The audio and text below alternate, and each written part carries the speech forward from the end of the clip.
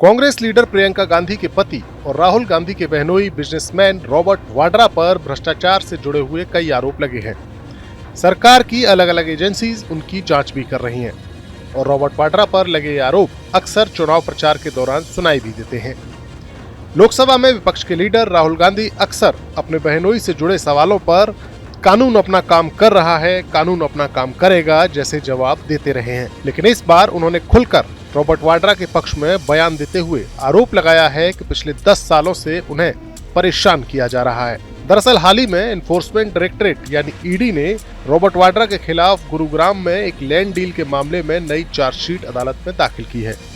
Robert Vadra पर ED की इस कार्रवाई को लेकर कांग्रेस सांसद राहुल गांधी ने अपनी प्रतिक्रिया दी है। उन्होंने ईडी की इस कार्रवाई को लेकर सोशल मीडिया प्लेटफॉर्म एक्स पर एक बयान दिया है और कहा है कि मेरे बहनोई को पिछले 10 सालों से ये सरकार परेशान कर रही है।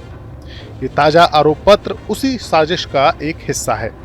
मैं रॉबर्ट, प्रियंका और उनके बच्चों के साथ हूँ क्योंकि उन्हें दुर्भावनापूर्ण, राजनीतिक रूप से प्रेरित बदनामी और उत्पीड़न का एक और हमला झेलना पड़ रहा है। मुझे पता है कि वे सभी किसी भी तरह के उत्पीड़न का सामना करने के लिए तैयार हैं और वे गरिमा के साथ ऐसा करते रहेंगे। आखिरकार सत्य की जीत होगी। राहुल गांधी ने इस मसले पर पहली बार इतना कड़ा बयान दिया है। उनके इस बयान पर मोदी सरकार की ओर से भी तीखा जवाब आया है। केंद्रीय मंत्री अर्जुन राम मेघवाल ने सीधे सीधे कहा है कि रॉबर्ट पर एक्शन कानूनी प्रक्रिया है और इसका बेवजह राजनीतिकरण किया जा रहा है। देखिए, 2009 से 14 के बीच में मैं अपोजिशन का एमपी था। मैं बीकानेर से आता हूं, राजस्थान से। बीकानेर में ये आम चर्चा है कि इन्होंने किसानों की जमीनें सस्ती दर पे खरीदी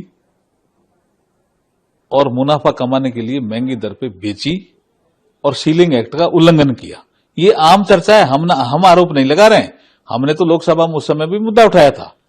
तब से जांच करते करते उसी समय सब हरियाणा में ये विषय आया, डीएलएफ वाला।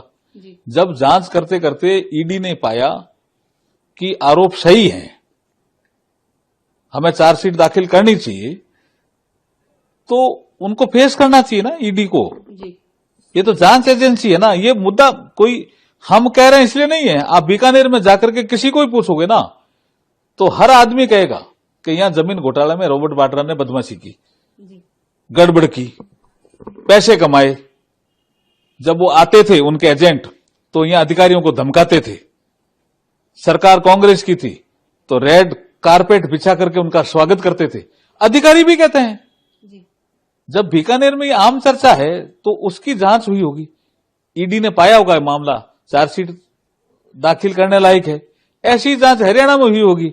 इसका मतलब उनको जांच एजेंसी को फेस करना चाहिए ना। वो पॉलिटिसाइज क्यों कर रहे हैं इस विषय को? दरअसल राहुल का ये बयान रॉबर्ट के खिलाफ चल रहे जिस मामले को लेकर आया है वो 2018 का बताया जा रहा है। मीडिया रिपोर्ट्स के मुताबिक 2018 में गुरुग्राम पुलिस की एफआईआर के आधार पर प्रवर्तन निदेशालय इस मामले की जांच कर रहा है।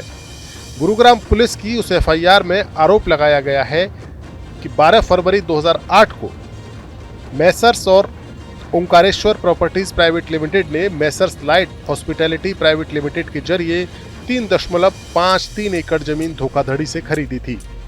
इसी मामले की जांच में अब ईडी ने रॉबर्ट वाड्रा को आरोपी बनाया है। रॉबर्ट के पक्ष में राहुल के बयान के बाद कांग्रेस के बाकी लीडर भी मैदान में उतर आए हैं। कांग्रेस नेता और राज्यसभा सांसद प्रमोद तिवारी का कहना है कि जैसे इंदिरा गांधी और राजीव गांधी के खिलाफ फर्जी केस दर्ज हुए थे, वैसे ही रॉबर्ट वाड्रा के खिलाफ भी केस लगाए जा रहे हैं। इतिहास के पन्ने पलट लीजिए।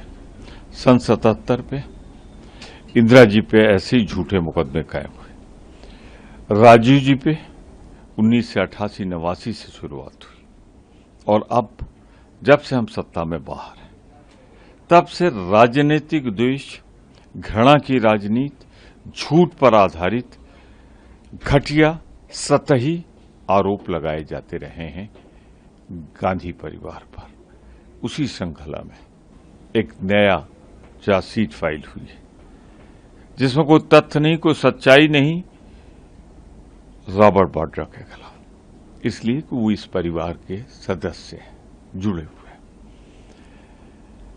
वक्त ने बार बार साबित किया कि भारतीय जनता पार्टी के ऐसे आरोप इंदिरा जी, राजीव जी और गांधी परिवार पर हमेशा न्यायपालिका के दहलीज को लांघ नहीं पाए और सभी निर्दोष साबित हुए, झूठे निकले आरोप, इसमें भी यही होगा। लेकिन ये घटिया राजनीति और ये विद्वेष की राजनीति में गंदगी लाने वाली भारतीय जनता पार्टी आने वाले वक्त में भारत की जनता तुम्हें कभी माफ नहीं करेगी। मैं सिर्फ ये कहूंगा, कौन नहीं जानता जिनको ऊपर आरोप लगाते रहे उनको लेके आप मंत्री बना रहे हो, और जो लोगों के खिलाफ, जो आपके खिलाफ मजबूती से सच्चाई के साथ खड़े हैं, आपका विरोध कर रहे हैं, उन पे आप झूठे आरोप लगाते हो।